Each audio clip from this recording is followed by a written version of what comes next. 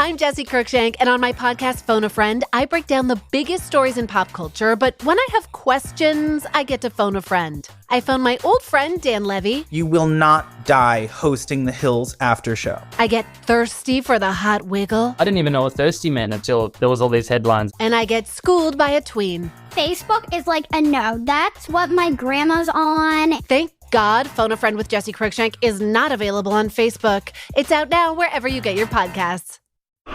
You're listening to a Frequency Podcast Network production in association with City News. The last time I rented an apartment was about 8 years ago. It was in downtown Toronto. It was in one of the nicest buildings in the city, steps away from everything, but also tucked away and quiet. And it was 1 bedroom plus den with a huge bathroom. And it was 1,000 square feet. And here is the part that's really going to hurt you if you're a renter right now. It cost us a little under $1,700 per month. And that was after our rent was raised once. I just checked this morning, and a similar apartment in that same building right now goes for $3,150. That is more than my monthly mortgage. I don't understand how renters can do this. The percentage of Canadians who are renting is growing. As it stands, the number of places they can rent is not. So it's not rocket science to see why prices are through the roof, but understanding why doesn't fix a problem. And this is a problem that actually goes back decades. The best way to explain how we got here might be this. When we were living in that beautiful, affordable downtown apartment with plenty of room for us and lots of amenities and everything else that made it such a great deal, do you know what people asked us? So, when are you planning to buy? Are you saving up for a down payment?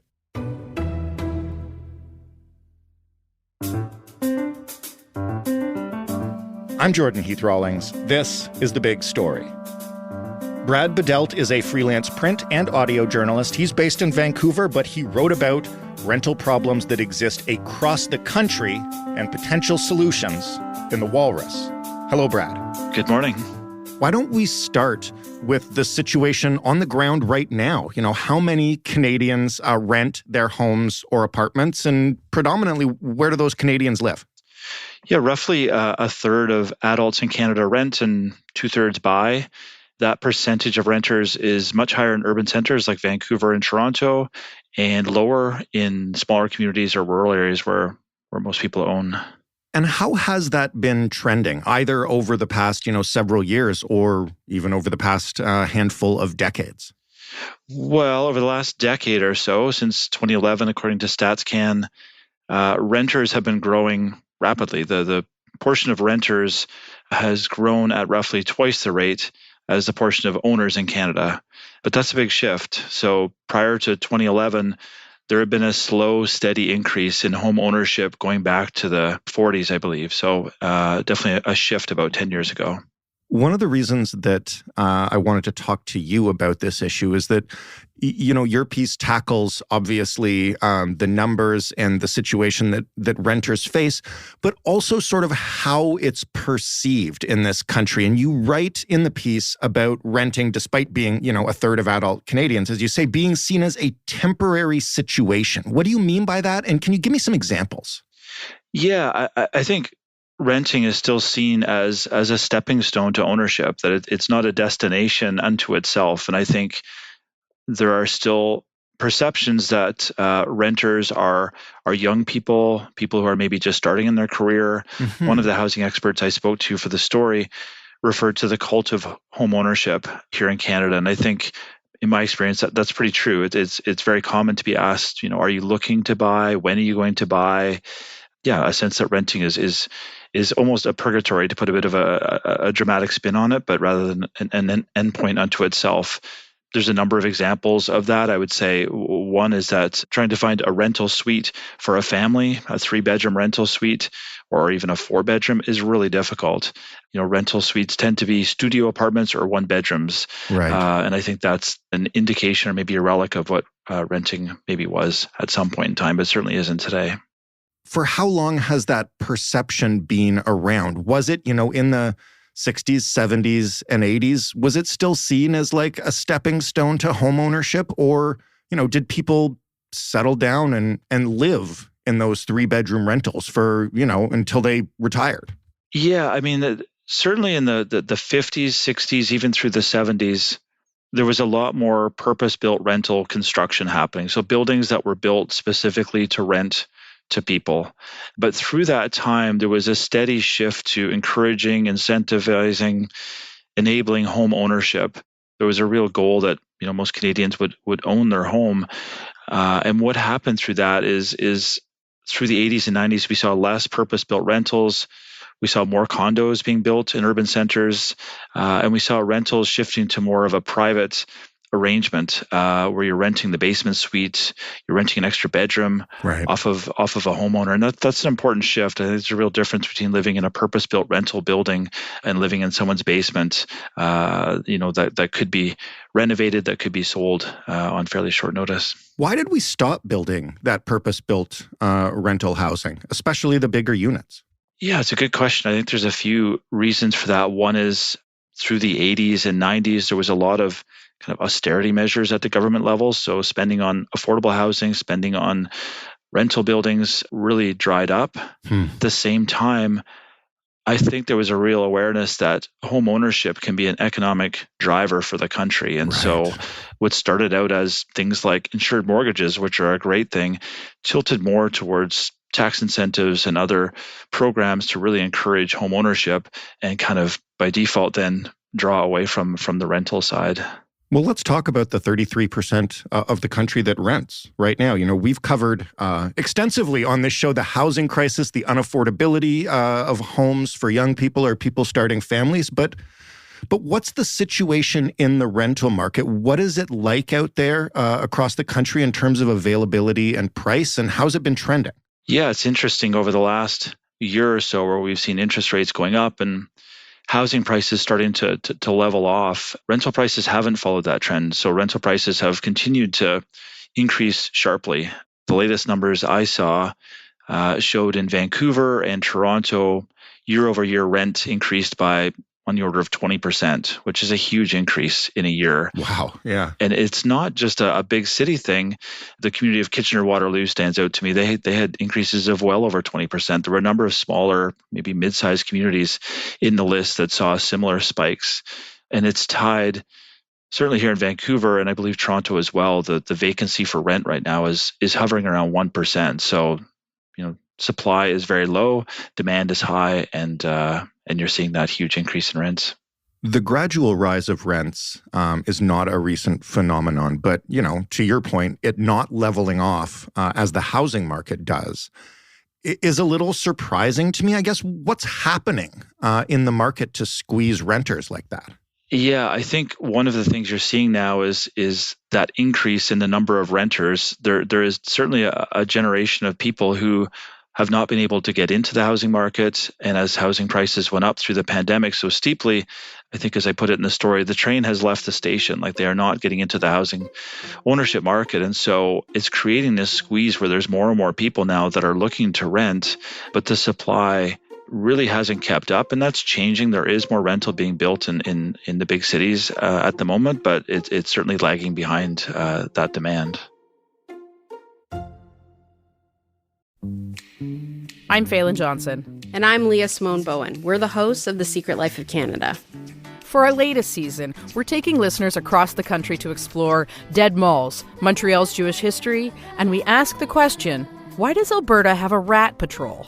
We also look into our nation's involvement in the so-called Forgotten War in Korea and the almost 70-year ban on the potlatch. The Secret Life of Canada is available now on CBC Listen and everywhere you get your podcasts. When you talk about those rentals that are being built, are those purpose-built rentals or are they more, I just look at the skyline in downtown Toronto and I see a ton of those studio apartments, one-bedroom condos. Is that changing at all or no? Yeah, it's changing, but I would say quite recently. So purpose-built rentals, you're seeing in certainly the urban centers again, cities are starting to encourage, even incentivize purpose-built rental buildings. And that's been a fairly recent trend, but you are seeing more of that construction now and a little less of the condominium construction, which really dominated cities throughout the 90s, 2000s for decades. But that is shifting now, I would say. How long does it take for that shift to actually start impacting people who are looking for housing, whether it's rental or ownership right now? We see these things going up. What's the typical turnaround until there's enough meaningful supply on the market to make a difference? Oh, that's a tricky question to answer. I mean, a project from kind of its conception through all the permitting to being built to someone living in it is several years, many years in some cases. So this is not a ship that's going to turn around quickly, I wouldn't say, but it's really hard to speculate. That this is the population in the bigger cities in particular is continuing to grow as well. So it's not just increasing supply; it's increasing supply above and beyond the growth in our cities. So houses too expensive to buy. People need to turn to rentals. There's not enough purpose-built rentals. Rent is rising very quickly. No easy way to put this. How screwed are we? Well, it's an interesting question. I think at this very moment, if you are a renter, it's a difficult situation trying to find stable, affordable long-term rent. And I don't think that's going to turn around in a matter of months or quickly, but there are some encouraging signs. So there are more purpose-built rental buildings being built across the country right now. It's in the National Housing Strategy. There are indications that cities are pushing for more 2-bedroom, 3-bedroom, even 4-bedroom units to be constructed. And that's a bit of a battle. There's certainly less market for those units, but there is a need for them. So those things are happening right now.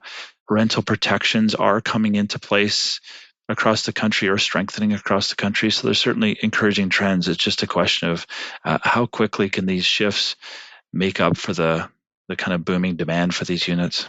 Let's talk a little bit about what it could look like, because your piece in the Walrus asks, what would it take to make Canada a nation of renters? And you look around the globe, can you point us to some places where, renting is sustainable even for a family and seen as like a stable way to live rather than transitional? And what are those places doing that we aren't yet? The one that stood out to me, and I speak to it in the story, is Germany. So Germany has a really high portion of renters. It's over half of adults in Germany rent. But what really struck me is when I spoke to a housing expert from Germany, he indicated that home ownership is not really a big deal there. It's not a conversation on Friday night. When are you going to buy? Do you buy or do you own? They're really seen as it's a choice, whether you choose to own, whether you choose to buy. There's a few reasons for that. One is that Germany followed quite a different path than Canada post-World War II. Germany, if you buy a home and then sell a home, you will pay tax on that profits made on it, that capital gain.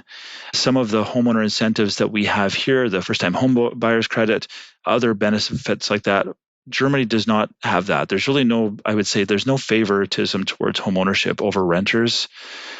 The other piece that stood out is that they really have a culture of renting there. I think the average tenancy is 11 years, quite common for people to work with their landlord to make some tweaks, renovations to the apartment to suit. A lot of apartments actually don't come with kitchen cabinets, which strikes me as very odd, but it's people install their own kitchen cabinets as a personal piece in the apartment. So it really struck me as how different that is from here in Canada in terms of the culture and approach to it.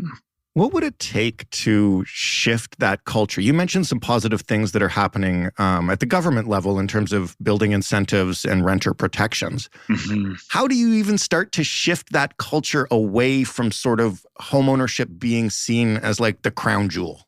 Yeah, I think it's tricky because 2/3 of voters right now are homeowners, right. And I think it's going to be really difficult to shift some of those benefits away from home ownership and to put more support into renting. As we're seeing right now with interest rates going up and the pushback that's starting to come from that, I think there's a limit to how much you can shift support to renting here in this country right now. Where I do think that's going to change, though, is is the number of renters is growing. The number of people who rent and vote is growing. And I think that's going to start to shift the conversation around, how we support and enable renters in this country. I think as it grows from 1/3 upwards, that conversation is naturally going to evolve. And another piece that I'm interested to see is even in popular media, popular culture, how much we start to see renting reflected, whether that's in TV, movies, whatnot, to kind of normalize this trend that we're seeing. Is it just inevitable, like a pendulum, that it kind of swings this way? Spent decades swinging towards home ownership. There's no more homes left to buy at affordable prices in many places in the country. And so, like, people's living situation then dictates the policy as people try to win elections. I'm not sure it's inevitable. Okay. But as space gets tighter and we see more and more density, particularly in our cities, and I think as people move more, that's an important piece that people don't, typically buy their home at 21 as maybe they did in the 1950s and live in that home for the rest of their lives. People move from city to city quite commonly now, and not just in their 20s, but throughout their life at times as their career demands. And that's where renting probably plays a bigger role. So I think there will continue to be a shift towards renting. How much so, I think it's difficult to guess at this point. You mentioned some of the protections that are coming online now and the incentives. What are you watching for in the next few months? What do we know about what we might see over the next, 6 months, a year? Yeah, protections are actually pretty decent here in British Columbia where I am. And I believe they're pretty strong in Ontario as well in terms of if you're in a unit, a landlord can't arbitrarily just raise the rent 20%. Right. But it's fraught with loopholes, and I think they're tricky loopholes to plug. The classic one is the rent eviction. If a landlord wants to renovate, they can evict the tenant with appropriate notice and then reopen the suite at a time in the future at a much higher rent. That's a legitimate reason. Sometimes people want to renovate, but it's definitely has been abused and probably still is. So in terms of tenant protection, I think we'll continue to see governments try to fill those loopholes and strengthen tenant protection. I am curious with kind of the uptick in rental housing happening. I certainly see it here in Vancouver, and I know it's happening in Toronto as well, how that starts to hopefully level off rental prices. But I'm really interested in seeing how the culture starts to shift as we see more and more people living in these rental buildings, especially in our cities. Vancouver right now it's 50-50 in terms of renters and owners, and Toronto is similar. What happens when that tips to 60-40, when renters are actually the dominant population in some of these cities? It will be fascinating to watch as the market evolves. Brad, thank you so much for walking us through this. Thanks for talking with me. Brad Bedelt, writing in The Walrus. That was The Big Story. For more, you can head to thebigstorypodcast.ca. Of course, you can find us on Twitter at TheBigStoryFPN, and you can email us at hello@thebigstorypodcast.ca. This podcast is available in your favorite podcast player, in your least favorite podcast player, and in middling podcast players everywhere. You can also ask a smart speaker to play The Big Story Podcast. Thanks for listening. I'm Jordan Heath Rawlings. We'll talk tomorrow.